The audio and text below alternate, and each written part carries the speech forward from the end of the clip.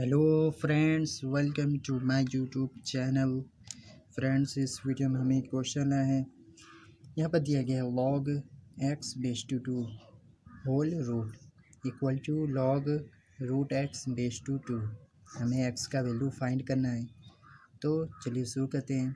सबसे पहले हम करते क्या हैं, देखिए ये पावर 1/2 हो जाएगा क्योंकि रूट में है, तो इसको लिख सकते हैं log x base two 2 power 1/2 equal to, इसका भी पावर 1/2 होगा, log x के पावर 1/2 बेस टू 2।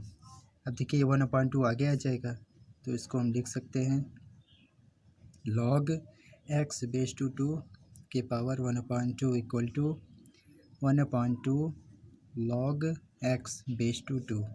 ठीक है, अब मानते हैं let log x base two 2, इसको हम मान लेते हैं क्या, इसको हम मान लेते हैं y। ठीक है, तो इसकी जगह क्या लिख देते हैं 1/2 इक्वल टू 1/2, इसका हो जाएगा y। क्लियर। अब हम करते क्या हैं, 2 का इधर मल्टीप्लाई कर देते हैं, तो 2 y के पावर 1/2 इक्वल टू y। फिर y को इधर लाते हैं, माइनस में हो जाएगा 2y के power 1/2 minus y equal to 0। Clear. अब इसमें से हम y कॉमन लेते हैं, तो यहाँ पर हम लिखते हैं y जब कॉमन लेंगे तो क्या बचेगा, यहाँ बचेगा 2y के पावर माइनस 1/2 फिर माइनस 1 इक्वल टू 0। अब देखिए दोनों ज़ीरो बराबर है, एक तो y बराबर 0 है, दूसरा 2y के पावर माइनस 1/2 माइनस 1 बराबर 0। क्लियर।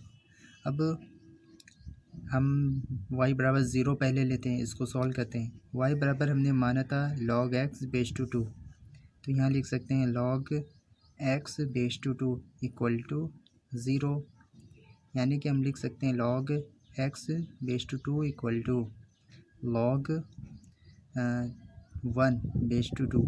ठीक है, इसका वैल्यू 0 होगा, तो x बराबर ये कैंसिल हो जाएगा, x बराबर हो जाएगा 1।